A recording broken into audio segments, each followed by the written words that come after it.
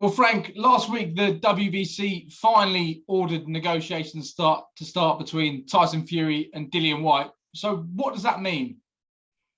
Well, what they're saying to us, obviously there's a negotiation period to try and make the fight. And if we can't agree terms, then they go to purse splits. The problem we've got is we need to know what the purse splits are going to be, because how can we negotiate properly if we don't know what the end result's going to be if we have to go to purse bids, if we decide we're going to go to purse bids. So I'm quite sure we're going to get some sort of guidance on that in the next few days, and then we can get down to some, what I would consider to be then some serious negotiations. Do you think you need to have those guidelines, because we understand what Dillian's side are after, but of course we understand what Tyson thinks he's entitled to as well? Everybody's got a view. You know, some are saying 80-20 like we do, some are saying 60-40, but we need to know what it is. And once we know what it is, then that's it. That's what we work towards. When it comes to the idea of AJ stepping aside, do you think that is now out of the equation and Tyson's next fight is now going to be Dillian Whyte? Well, unless Dillian Whyte and AJ step aside, that's where we are. So, you know, we just have to deal with where we're at. If they both were to step aside, then that's great. But then who's going to fight? Who's going to be the first in? So it's a bit messy. And I think we're getting to a stage now where, I don't know, maybe let's just get on with our contractual commitment or our obligations, get them out of the way. And that will then leave us in a position where the winners can fight each other. And I believe that if the fight happens with Dillian, I believe that Tyson will be the victor. And I believe that, I hope I'm wrong though. I think Usyk will beat Joshua, but I hope Joshua wins, because if he does, then that sets up the fight that we'd all like to see. Although I would like to see right this moment Usyk in with Tyson. Coming back to the fight between Dillian and Tyson, do you think there simply does need to be some sort of ruling or guidance from the WBC in regards to purse split, or it could end up being a bit of a stalemate? Well, you've got nothing to negotiate from at the moment, you know, because there isn't any. We need to know what that percentage is going to be, and sooner we get it, as soon as we get it, the quicker we can get down to the nitty-gritty. And do you think we're still in a position where Tyson will be able to fight in February or March of next year? Of course, Christmas is coming up and time is pressing. Well, you know, we all know that. He said what he wants to do. It won't be in February if it is on. And hopefully we can get it on. It'll be sometime in mid-March onwards.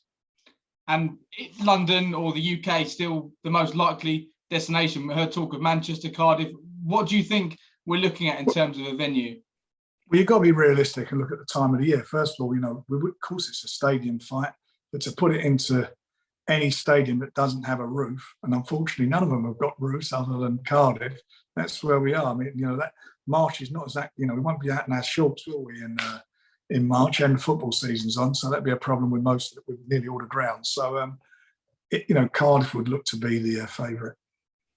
And when it comes to 2022, it's set to be another huge year when it comes to the heavyweight division. Do you think that will be the year where we do have a fight for the undisputed heavyweight world champion? Yeah, I really got that feeling it will happen. I really do. You know, the business will call for it.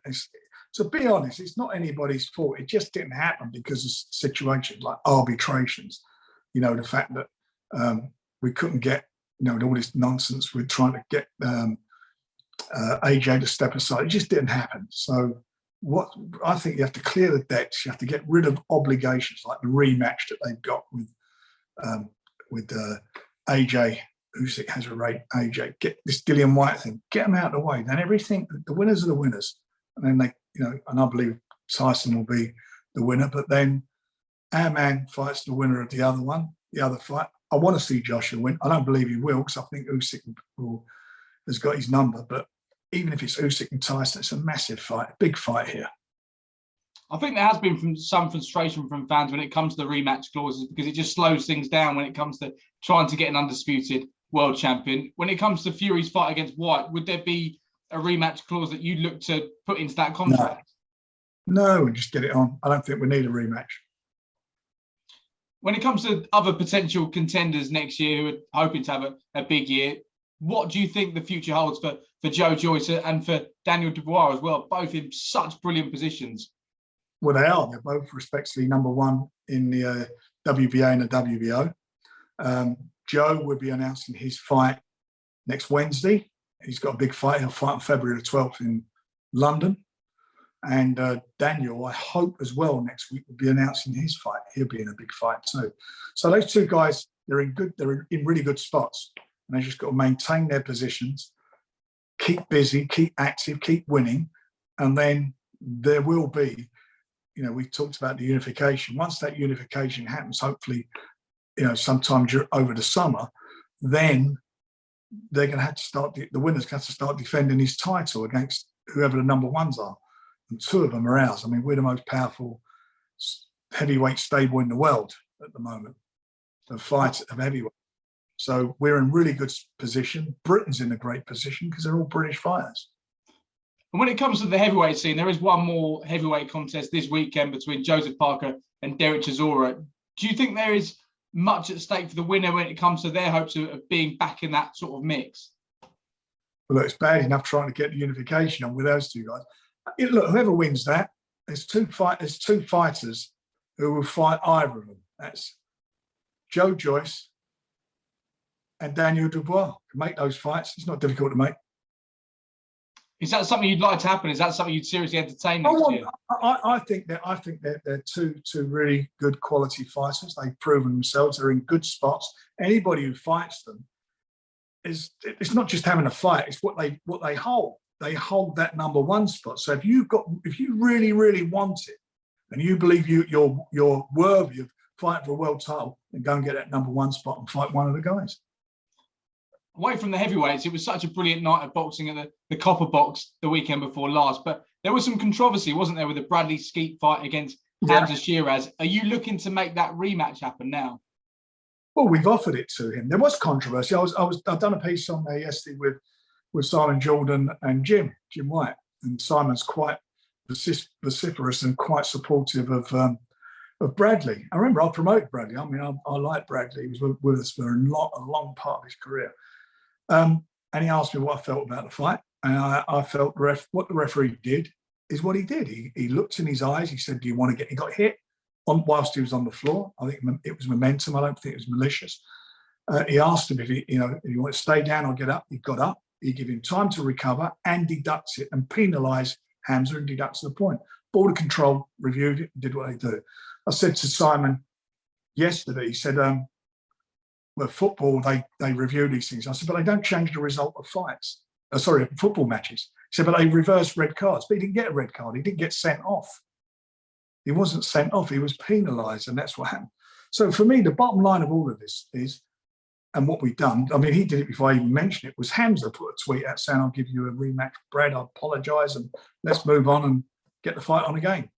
And I've made him 2 or 3 offers over the last week and said, you can fight on the 12th of February, get the rematch on before Ramadan, because obviously Ramadan comes up and Hamza's going to be out of action for a while. Let's get it on. And he hasn't come back. So for me, Brad, there's a chance to get in there and show that you're the better man. He was winning on the night. He was in front on point. Sure, here's a chance to go and get in there, see if you've got the, if you have actually got the beating, or if, as I suspected, what was going to happen, he was eventually going to get to you and stop you. But it won't be the first time I've been wrong.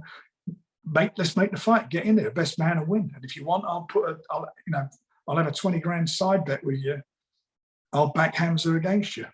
If you want to go and do it. If not, if you don't want to move on with this, you don't want to do the rematch, then let's not talk about it anymore. It's a dead issue. Or if you want to put a right wrong in your eyes, then go and put that wrong right. You've got There's a chance that we'd have been having this conversation now in Florida if things were slightly different over the last couple of weeks. Have you had a chance to catch up with Tommy Fury, and what do you think the future holds for him now? Do you think he can get that fight with Jake Paul again next year? Look, he's gutted. It was a genuine injury. He's shown me the scans that confirmed what he's injured. Plus, he had, I think he was at the press conference. You could hear his voice. He's been, like a lot of people, carried with a cold, not COVID. He had bad cold and coughing. So he couldn't fight. He's so disappointed, I can't see it. And I am, because of the negotiations that were, the time it took to get it together, like a fight in itself. I'm hoping we can resurrect it next year. But obviously, Jake's got to come through the weekend. He's got to win his fight the weekend. If he comes through, then fingers crossed we can get it over the line. Let's end on a couple of positives, and one of those is Callum Johnson getting his shot at a world title in January. How pleased were you able to make that happen? Because for many, it sort of came out of the blue slightly. Well, I've been talking to Bob Arum about it for a while. Lyndon Arthur at the time was ranked number 1 by the BO. Joe Smith's the WBO champion. We'd already had that rematch between him and Anthony in place for well over a year. A year. And so we managed to get the fight on. And we're looking at the winner of that fights now, Anthony Yard, because he beat Lyndon. It's a great opportunity for Callum. He's as tough as old boots. He comes to fight, as does Joe Smith. And I'm going to tell you something. It will be an exciting fight while it lasts. And, either of them are capable of knocking the other guy out, but it will be that. And I feel that Callum has a great chance of becoming world champion. And when it comes to Anthony Yard, it was such an impressive performance on the 4th of December. For him, is it a case of just rest up, enjoy Christmas and wait for the winner now? Or will you look to arrange a fight in the meanwhile for him? I think it's rest up, enjoy his moment, and then back 2022, he's got to get back at it again. Hopefully we get the winner, but he's not going to sit around waiting, because you've got Canelo floating around at the moment, whether he's going to take this cruiserweight fight or may come down there and fight light heavy.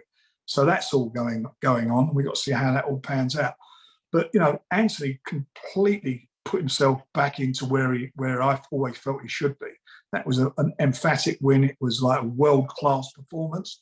It's something I know that he has in him, and something he should have done against Kovalev and should have done against Lyndon in the first fight.